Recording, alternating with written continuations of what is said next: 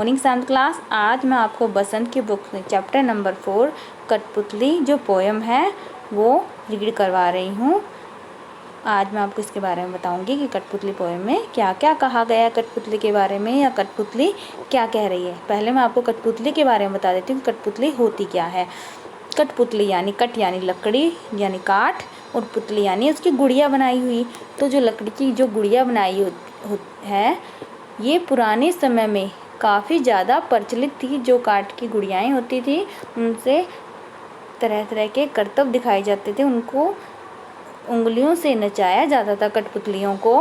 वही कठपुतली के बारे में इस चैप्टर में रीड करेंगे हम। इस कविता में कठपुतलियाँ स्वतंत्रता की इच्छा से स्वयं अपने बात व्यक्त कर रही हैं। उनके सामने स्वतंत्रता को साकार बनाने वाली चुनौतियाँ हैं। धागे में बंधी हुई कठपुतलियाँ पराधीन है यानी गुलाम है। इन्हें दूसरों के इशारों पर नाचने से दुख होता है। दुख से बाहर निकलने के लिए कठपुतली विद्रोह कर देती है, उसके विरुद्ध खड़ी हो जाती है। वह अपने पाँव पर खड़ी होना चाहती है, सेल्फ डिपेंड बनना चाहती है।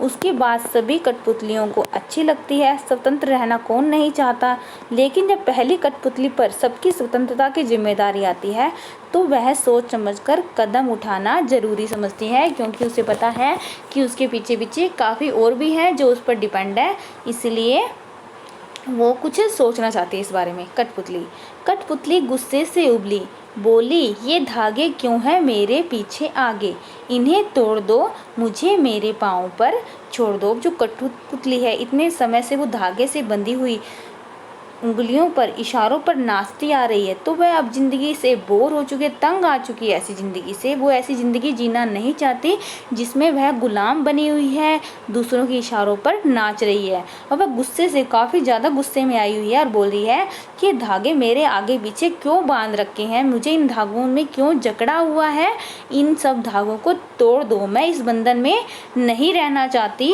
क्योंकि मैं अब गुलाम नहीं रहना चाहती। मेरे मन में इच्छाएं जगी है आज़ाद रहने की, स्वतंत्र रहने की।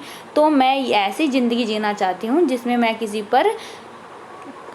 पर भी डिपेंड न रहूँ, अपनी मर्जी से, अपनी इच्छा से अपनी ज़िंदगी जीना मैं चाहती हूँ।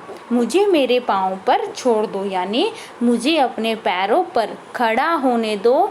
मैं किसी के द्वारा दी गई ज़िंदगी अब जीना नहीं चाहती। मैं अपने पैरों पर खड़ी होकर खुद पर निर्भर बनना चाहती हूँ।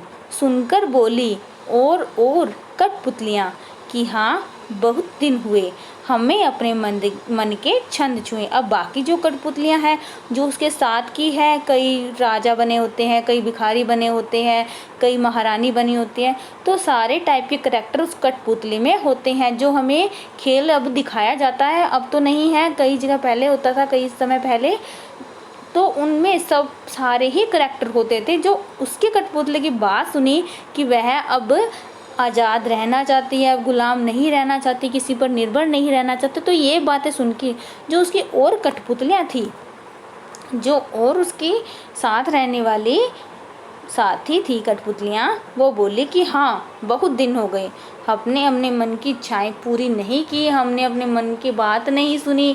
हम ऐसी ज़िंदगी हम भी जीना चाहते हैं जिसमें हम आज़ाद हो, किसी पर डिपेंड ना हो।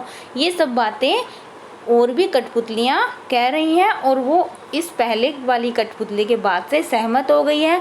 बोल रही है कि अगर तुम भी बोल रही हो कि हम तुम्हें ये ज़िंदगी नहीं जीनी, तो हम भी तुम्हारे साथ हैं इस डायरेक्शन में। कि अब एक बात है, अगर कोई व्यक्ति किसी सामाजिक मान्यता, कोई भी मान्यता हो सकती है, कोई भी रूल होता सकता है, किसी के विरुद्ध जाके खड़ा हो जाता है, अपनी इच्छा से कुछ करना चाहता है, तो उसकी जिम्मेदारी खुद की होती है। लेकिन अगर कोई 4 या 5 व्यक्ति भी उसकी बात से सहमत होते हैं, उसके साथ होते हैं, तो जो उन 4-5 व्यक्तियों की जो जिम्मेदारी होती है वो भी उसी अकेले व्यक्ति पर आ जाती है, क्योंकि उन लोगों की बात मानकर, उस व्यक्ति की बात मानकर ही वो लोग उसके साथ हुए थे। तो कल को उनके साथ कुछ गलत होता है तो इसकी जिम्मेदार कौन होगा? वो व्यक्ति होगा जिसने इसके विरुद्ध कदम उठाया था। तो जो व्यक्ति होगा अब उसे समझदारी से काम लेना पड़ता है कि मुझे अपने साथ साथ इन दूसरे व्यक्तियों की ज़िंदगी बर्बाद नहीं करनी है। मगर पहली कठपुतली सोचने लगी, ये कैसी इच्छा मेरे मन में जगी। अब वही बात कि अगर एक व्यक्ति किसी के विरुद्ध जाता है, कोई रूल्स के विरुद्ध जाता है, तो जो उसने गलत किया है तो उसका जो भुगतान करेगा वह स्वयं करेगा। लेकिन जो उसके साथी होते हैं वो भी उसके साथ सहमत होकर उसी दिशा में, उसी डायरेक्शन में जाते हैं। अगर उनके साथ गलत होगा तो उसके जिम्मेदार वो व्यक्ति होगा।